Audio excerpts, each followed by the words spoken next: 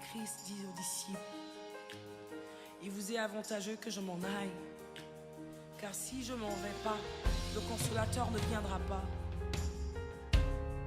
Mais si je m'en vais, je vous l'enverrai. Et il nous a envoyé le consolateur, le Saint-Esprit. Je prie que quelque chose se passe en ce moment dans ta vie, alors que le Saint-Esprit prend la place en ce moment. Nous l'invitons parmi nous. Collègues, éminents hommes de Dieu, peuple de Dieu, partout où vous êtes dans le monde entier, nous vous saluons dans le nom de Jésus-Christ et nous vous disons bienvenue dans cette école de la foi audacieuse et de guérison divine. Laisse que le Seigneur Dieu vous bénisse et vous comble de sa grâce. Avant de commencer toute chose, nous allons prier l'Éternel. Père Dieu Tout-Puissant, nous disons merci pour cette grâce que tu nous as accordée afin que nous puissions être dans ta sainte présence pour glorifier ton nom et pour partager ta parole. Bénis les messages de cet après-midi. Permets que ces messages prennent place et vie dans le cœur de ton peuple. La capacité de les pratiquer soit consendée à ton peuple. Au nom de Jésus-Christ. Accepte, Père, que ces messages touchent des milliers de gens dans le monde.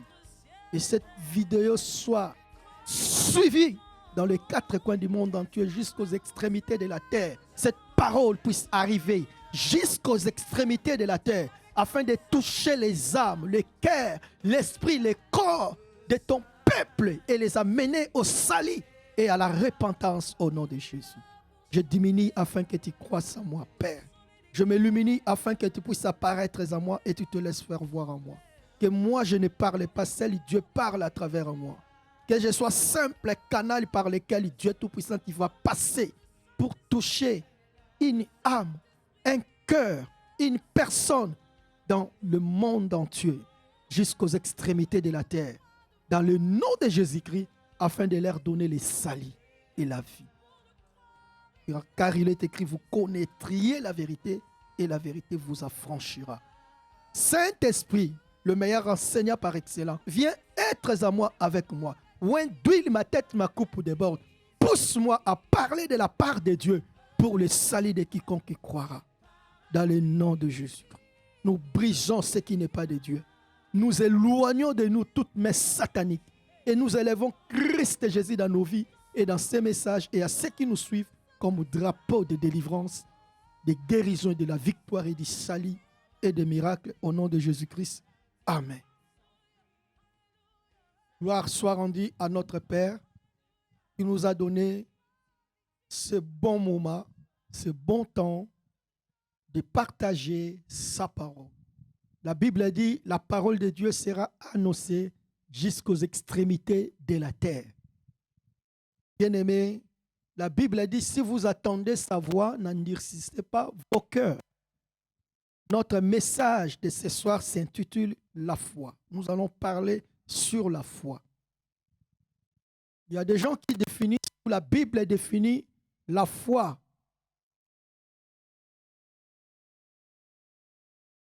comme étant une ferme assurance et une démonstration des choses qu'on espère mais qu'on ne voit pas. Lisons la bonne nouvelle, le livre de Luc 7. Vous allez commencer le verset 1.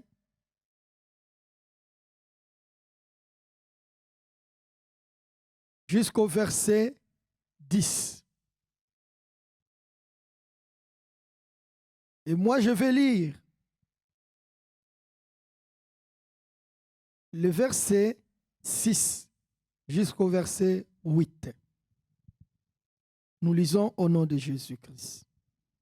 Jésus étant allé avec eux, n'était guère éloigné de la maison, quand le centenier envoya des amis pour lui dire, « Seigneur, ne prends pas tant de peine, car je ne suis pas digne que tu entres sous mon toit.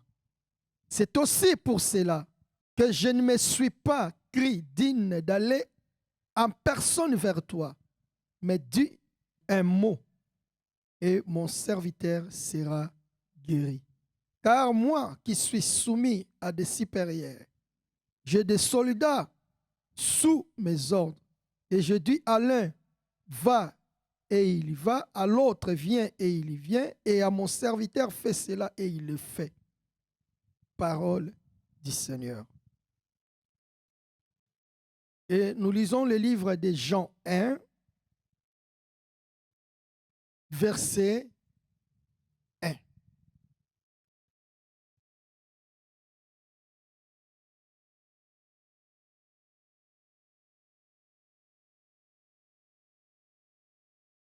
Je lis au nom de Jésus-Christ.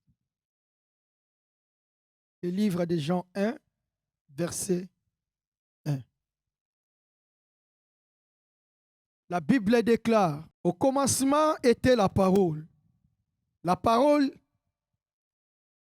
était avec Dieu et la parole était Dieu. Elle était au commencement avec Dieu. Toutes choses ont été faites par elle. Et rien de ce qui a été fait n'a été fait sans elle. En elle, la vie, et la vie était la lumière des hommes. Parole du Seigneur. C'est le livre de Jean 1, verset 1 jusqu'au verset 4. Bien-aimés dans le Seigneur, la Bible est claire et la Bible nous relate cette histoire, ces choses réelles qui étaient passées. La Bible nous parle qu'il y avait un centenier. Un centenier, c'est un soldat ou un chef de soldats qui dirige l'équipe de 100 personnes. Ce centenier avait ses soldats et il aimait ses soldats. Ce centenier aimait sa nation et il avait construit la synagogue. Et c'est dans cette synagogue-là, Jésus-Christ venait prêcher la bonne nouvelle. Et parmi les serviteurs de ce centenier, l'un d'eux était malade. Mais vu que ce centenier avait l'amour de ses serviteurs et il aimait beaucoup ses serviteurs, l'un de ses serviteurs était tombé malade. Le centenier n'était plus tranquille. Bien-aimé dans le Seigneur, lorsque Dieu t'accorde la grâce d'être béni ou d'être élevé ou de diriger les gens dans les services, dans l'entreprise, dans le travail, il faut que tu puisses avoir l'amour de ces gens-là que Dieu t'a donné qui sont en train de travailler avec toi. Il faut aimer les gens avec qui vous êtes en train de travailler. Il faut aimer les serviteurs que Dieu t'a donnés. Et lorsque tu sais aimer tes serviteurs, Dieu te bénira et t'élèvera. Ce centenier, malgré qu'il était chef, mais il aimait ses serviteurs. Il y a des gens, lorsque Dieu les élève, ils commencent à voir les autres comme s'ils étaient des riens sur la terre. Ils ne veulent plus manifester l'amour envers les autres. Ils commencent à trouver les autres inutiles. Non, bien-aimé, quand Dieu te bénit et t'élève, aie l'amour des autres. Reconnais ce que Dieu t'a fait et fais du bien aussi aux autres qui sont tout autour de toi. Aime-le, assiste-les, fais-les du bien et Dieu te bénira. Ce centenier, avec l'amour qu'il avait de ses serviteurs, il commence à se déranger pour la maladie de son serviteur. Il a cherché des guérisons, il n'y avait pas de guérison. Et même les autres soldats qui étaient en bonne santé, ils ont senti, ils ont compris que leur chef n'était plus tranquille à cause de la maladie de leurs collègues. Un jour, ils ont entendu Jésus avait quitté l'autre bord Et il était venu dans la ville de Capernaum.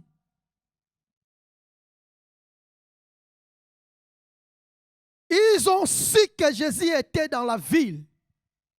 Ils sont allés informer les centeniers.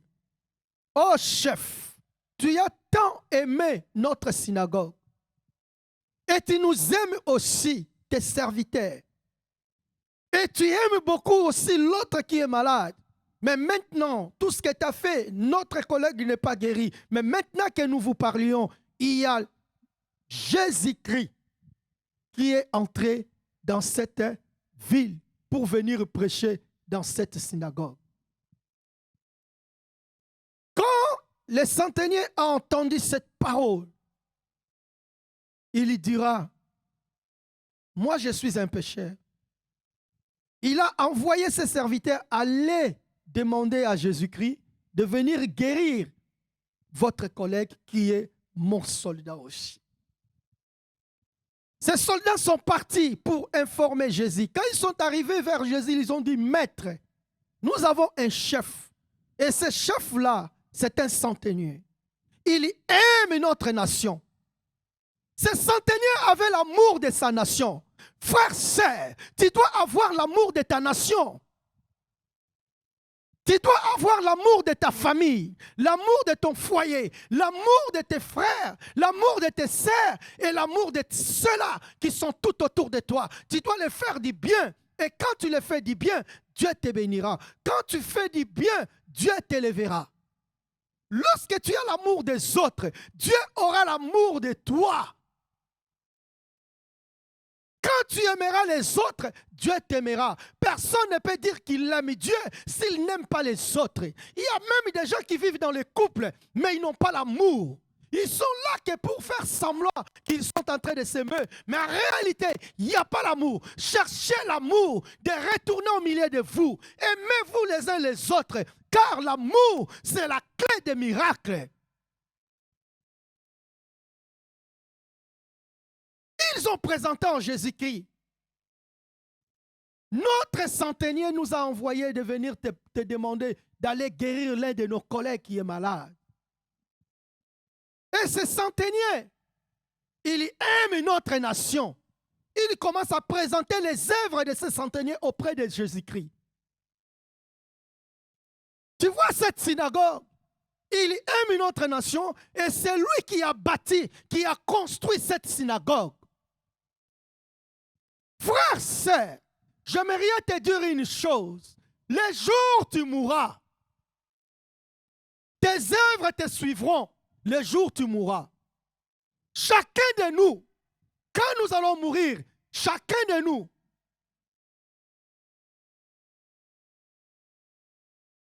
aura ses œuvres.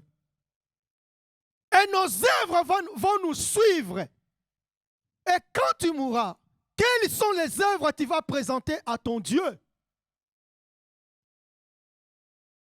C'est les mensonges, la haine, les critiques, jalousie, hypocrisie. Quelles sont les bonnes œuvres? Cherche à faire les bonnes œuvres dans le cœur des autres. Cherche à faire les bonnes œuvres dans la vie des autres. Ne sois pas là pour penser toujours mal aux gens. Ne sois pas là pour penser toujours mal aux autres.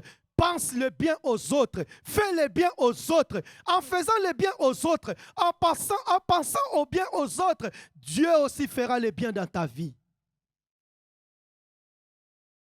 Lorsque tu auras l'amour pour les autres, Dieu aura l'amour pour toi. Lorsque tu auras l'amour pour l'œuvre de Dieu, Dieu aura aussi l'amour pour ta maison, pour ta famille, et pour ton travail et pour ta vie. Aime l'œuvre de Dieu. Aime le travail de Dieu. Aime aussi les gens qui sont tout autour de toi. Fais-les du bien. Dieu te fera du bien et te bénira. Et Jésus-Christ, quand il a entendu ces paroles, il s'est mis en route pour aller guérir les serviteurs de ces centeniers. Là où les centeniers étaient restés, il a couru jusqu'à l'endroit où était Jésus. Il a dit, Maître, je ne suis pas digne que tu viennes dans ma maison. Mais dis seulement un mot mon serviteur sera guéri. Quelle foi! Car moi qui suis un chef, j'ai des serviteurs avec moi. Je l'ai dit souvent à l'un, va là-bas, il va. À l'autre, viens ici, il y vient. Mais si toi tu dis seulement un mot, mon serviteur sera guéri. Lorsque Jésus a entendu cette parole, il a dit en Israël, je n'ai jamais vu une telle foi. La foi de ce centenier et son amour envers son serviteur a apporté la guérison à son serviteur qui était malade. Le retour des centeniers dans la maison, il a trouvé que son serviteur était guéri parce qu'il aimait. L'amour a poussé de chercher un miracle pour son serviteur. Lorsque tu as l'amour des autres, tu auras la foi pour chercher les miracles des autres, pour chercher les miracles pour la guérison des autres, pour chercher les miracles pour la délivrance des autres, par des prières, par des jeûnes et par les bonnes œuvres. Quand tu as l'amour des autres, aie la foi d'aller prier pour que ces gens-là qui sont malades, qui ont des problèmes, Dieu puisse descendre avec son royaume de guérison, de solutions dans leur vie. Et Dieu écoutera ta prière, tes cris, et il fera ce que tu lui demanderas.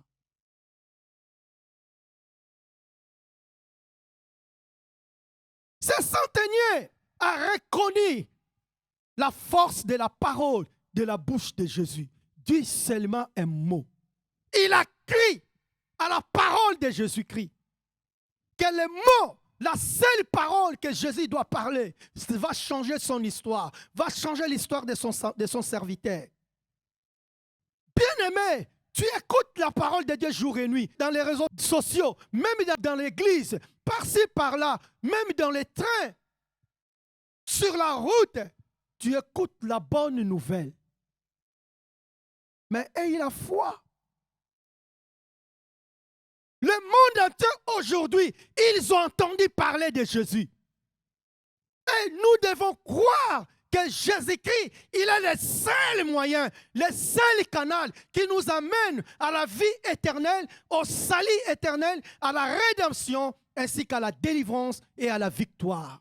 Cet homme a crié, sa foi a changé la situation de son serviteur. Oh bien-aimé, j'aimerais dire à quelqu'un, la foi peut changer ton histoire et peut changer l'histoire de ta famille. La foi, c'est adhérer dans la volonté parfaite de Dieu.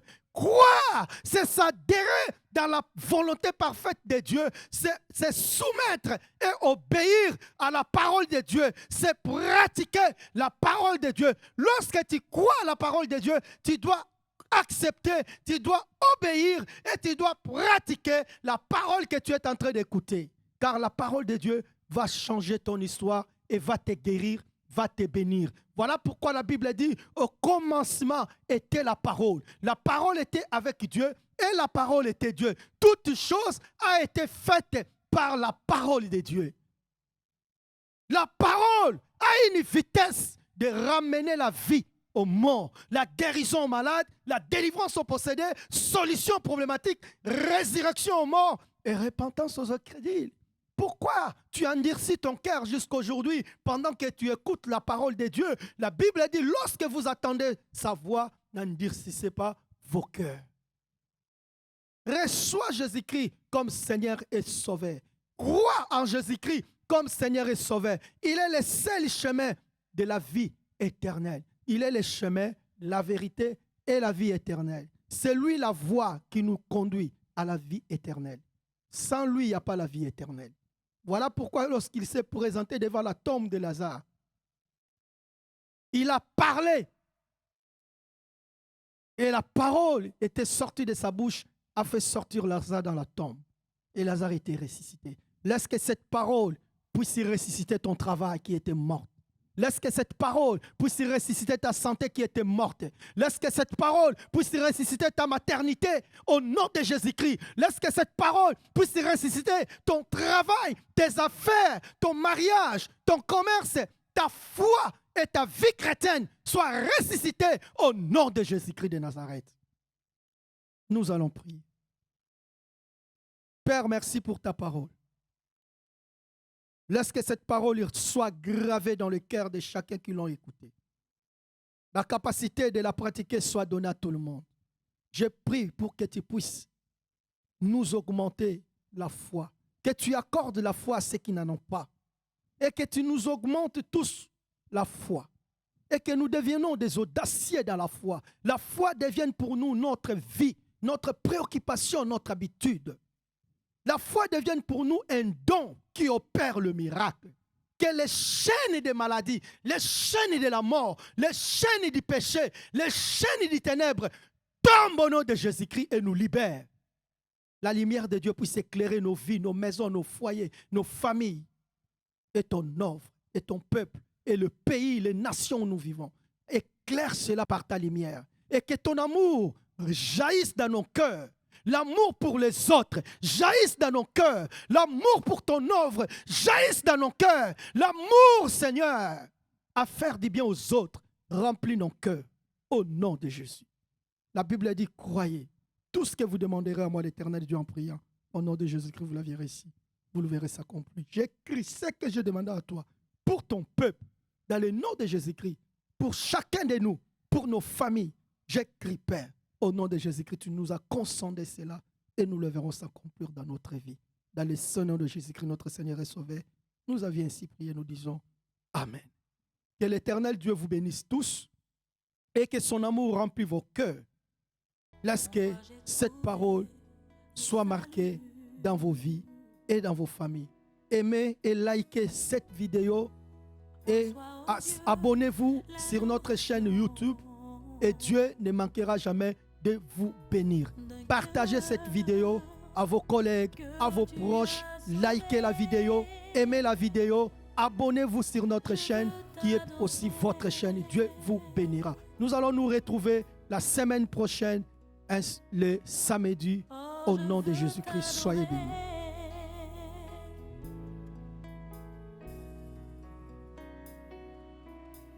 Je veux t'adorer. Oh, je veux t'adorer, Père.